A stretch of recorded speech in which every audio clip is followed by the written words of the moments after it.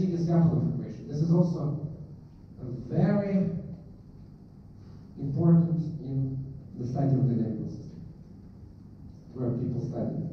And this is so-called continuous. This is the discrete case, can be transposed, can be Hermitian conjugate. But the methods that I use for solving, so is it obvious that this is a linear system of equations? Obvious, right? This is a system of linear equations. How many equations, unknowns?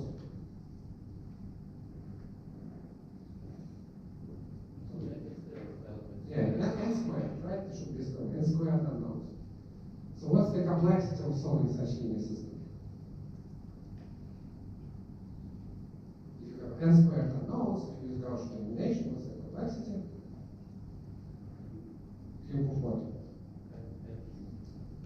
No, if you take n squared to the cube, n to the power 6. Yeah. For this special case, you can solve these equations for dense matrices in n cube operations. So that's the main message. If you have such kind of equations, you can solve them in n cube operations, which is much less than n to the power 6. And how you do that? Yeah, that's typically the application. So the application is to the stability of linear dynamical system. What is more interesting is the application of modular reduction. And this is actually one of the most important. So it's application of so-called linear time invariant system. So this system I described by system of linear ordinary differential equations with a control. So what you have? You have, for example, you have this room, and we want to control the temperature of this room, or in this room. And the control is maybe the heater, which is located in two places. And we want, what do we want? Okay, and the state of the system is described, for example, by temperature in all points, for example. And then you have to, maybe not the best example, but okay. So you have a system where you can control two parameters, but you are not interested in temperature in every point, you are interested in certain one or two or three ways, maybe average temperature or temperature at a specific point and so on. So you have here a very large system, for example, described by millions of unknowns. You have here maybe 10, 20, and here you have, as an observation, also you have 10 or 20. So, in order to compute how the change in control influences what you observe, you need to solve this large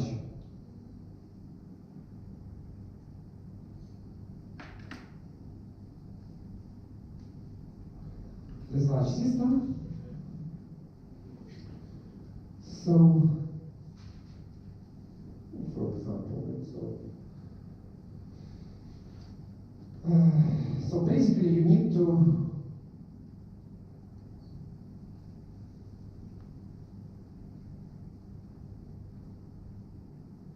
with large x. This is computationally expensive. And the idea of modular reduction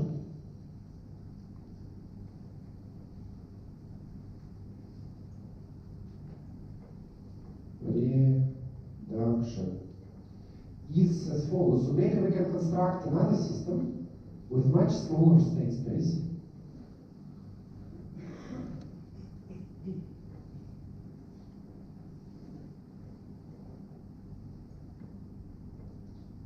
So we need to map basically A, B, C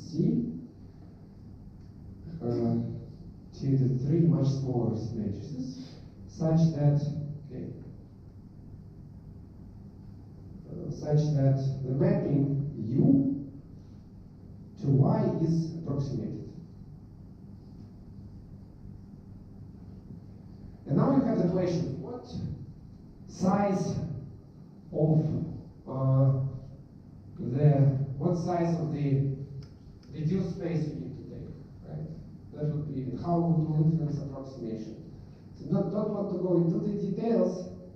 So basically what people do, they do Fourier or Laplace transform in the time variable.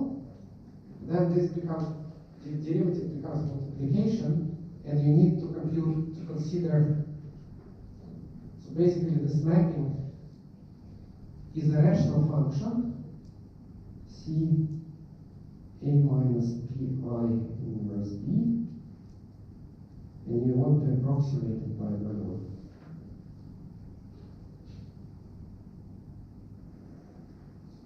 And again, how is this connected to you basically need to write down the Lyapunov equation with the matrix A. So you need to solve two Lyapunov equations, A x plus x A transpose equals B transpose, and A y 1 plus y A. We need to solve these two Lyapunov equations with special right-hand sides, and basically from single values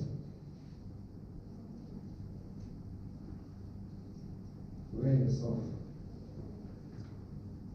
x and y, you recover the dimension of x hat. So this is a very beautiful technique of x hat called balanced truncation. And it's mathematically justified. You can show what is the error, how it's related to single values. So this specific class of problems, you may come up with almost exact one-to-one reduction. You don't need to learn anything and so on.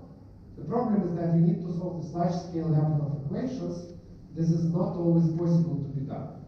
However, if this matrix is of Laurent, you can show that this matrix will be also Laurent, and you can come up with efficient solvers.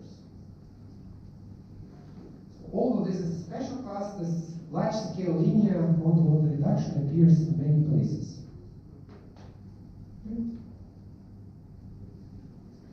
Yeah, so what I'm not,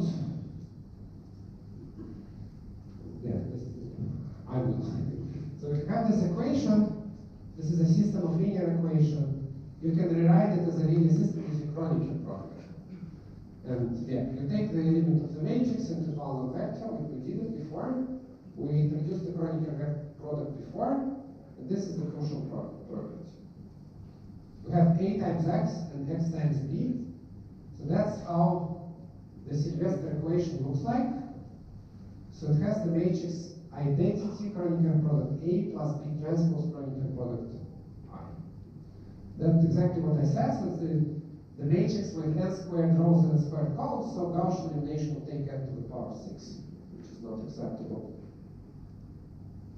But this is a very special matrix. So what we can do, as it often comes to help,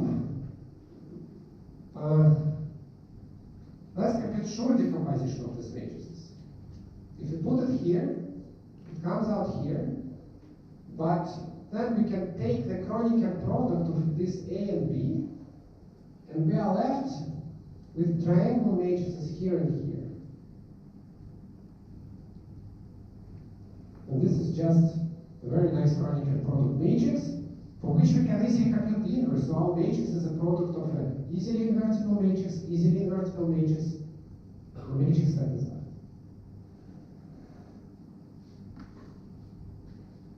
So now I'm not going to go into technical details, but with this matrix or this form, you can solve linear system with and cube operations. I will just say the following. I will say that if our matrix is diagonalizable by unitary transformation, then this would be a diagonal matrix, this would be a diagonal matrix, and the Kronecker product of two diagonal matrices is a diagonal matrix. You have a block diagonal matrix with diagonal matrices in each block. That would be just a diagonal matrix, inverting a diagonal matrix is easy. For triangular, well, you need to do a little bit of math, but if you arrange it in the right way, you can do it again in the cube.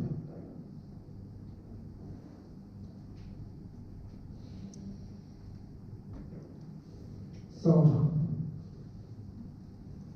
basically, we can do one of the ways of doing that is just to go back to the matrix form from this equation. Here is triangular, here is triangular, and just do it element-wise as we did for t times f of t and vice versa. And then see how these equations are defined. Finally, so that's the end of the lecture. Summary. So matrix functions, they owe their little bit of advanced concept, but they appear in several applications, and it's important to know how to compute them. So if you have a dense matrix, it's a function, 1,000 times 1,000, just use fun m. If you have a large matrix, you need to multiply it by a vector. Use Krylov or rational Krylov methods. If you need to put diagonal of matrix function, I'm sorry, not too many people know what to do. So there are methods for that, but it depends on the applications. And for matrix equations, we know how to solve Lyapunov and symmetric equations in n-cube operations.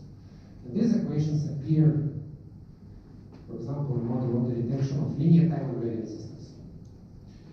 And yeah, we'll talk about, next lecture will be on Thursday, but we'll talk about tensors.